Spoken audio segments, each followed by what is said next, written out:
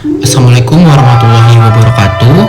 Perkenalkan, nama saya Tegar Hartawan dari program studi Psikologi Islam semester 1 kelas G dengan NPM 23310600065. Di sini saya akan membacakan jawaban sekaligus soal mengenai UAS filsafat. Soal yang pertama yaitu, apa yang dimaksud dengan perpaduan antara aspek kajian dan aspek aksi?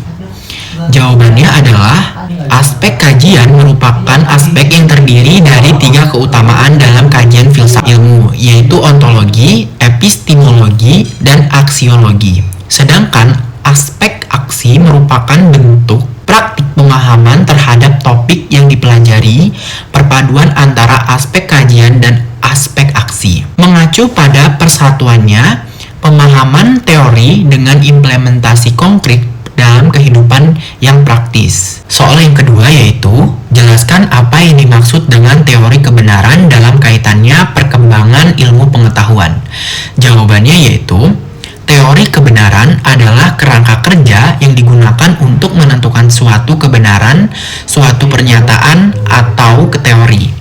Terdapat beberapa teori kebenaran yang berbeda, seperti korespondensi, kohersi, praktisme, dan konsensus ilmiah. Korespondensi misalnya menilai kebenaran dari kesesuaian pernyataan dengan fakta yang ada. Setiap teori memiliki dampak filosofi sendiri dalam membentuk landasan ilmiah. Soal yang ketiga yaitu, jelaskan apa yang Anda ketahui tentang ontologi, epistemologi, dan aksiologi.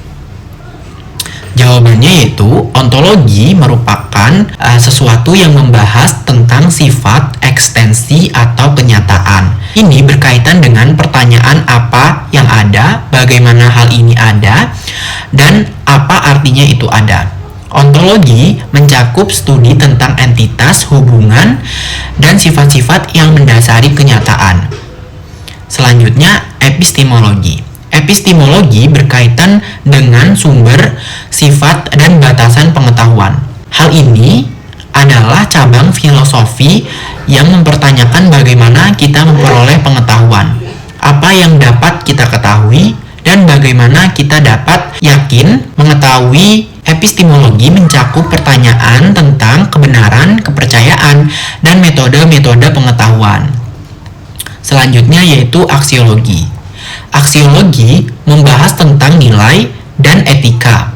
Ini melibatkan pertanyaan tentang apa yang dianggap bernilai baik atau buruk dalam konteks moral dan estetika. Aksiologi mencakup penelitian tentang prinsip-prinsip etika, estetika, dan nilai-nilai yang membentuk tindakan dan penilaian manusia. Apa yang Anda aplikasikan dalam kehidupan sehari-hari ketika sudah mempelajari filsafat? Jawabannya yaitu, filsafat ilmu memberikan kebiasaan dan kebijaksanaan untuk memandang dan memecahkan persoalan-persoalan dalam kehidupan sehari-hari. Orang yang hidup secara dangkal saja tidak mudah melihat persoalan-persoalan, apalagi melihat pemecahannya.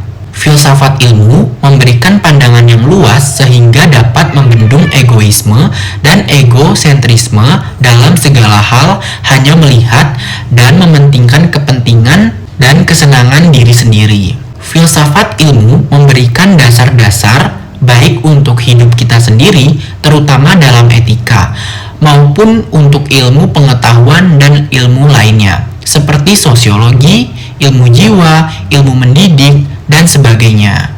Filsafat ilmu memberikan petunjuk dengan metode pemikiran refleksi dan penelitian penalaran supaya manusia dapat menyerasikan antara logika, rasio, pengalaman, dan agama dalam usaha mereka dalam pemenuhan kebutuhannya untuk mencapai hidup yang sejahtera. Selanjutnya yaitu, seberapa penting filsafat dalam kehidupan sehari-hari? Jawabannya yaitu penting karena filsafat itu memberikan dasar-dasar baik untuk hidup kita sendiri, terutama dalam etika, maupun untuk ilmu-ilmu pengetahuan dan lainnya, seperti sosiologi, ilmu jiwa, ilmu mendidik, dan sebagainya. Filsafat membantu kita memahami bahwa sesuatu tidak selalu tampak seperti apa adanya. Filsafat ilmu mengajak untuk berpikir secara radikal, holistik, dan sistematik, hingga kita tidak hanya ikut-ikutan saja, mengikuti pada pandangan umum, percaya akan setiap semboyan dalam surat-surat kabar, tetapi secara kritis menyelidiki apa yang dikemukakan orang, mempunyai pendapat sendiri dengan cita-cita mencari kebenaran. Filsafat ilmu memberikan kebiasaan dan kebijaksanaan untuk memandang dan memecahkan persoalan-persoalan dalam kehidupan sehari-hari. Orang yang hidup secara dangkal saja tidak mudah melihat persoalan-persoalan, apalagi melihat pemecahannya.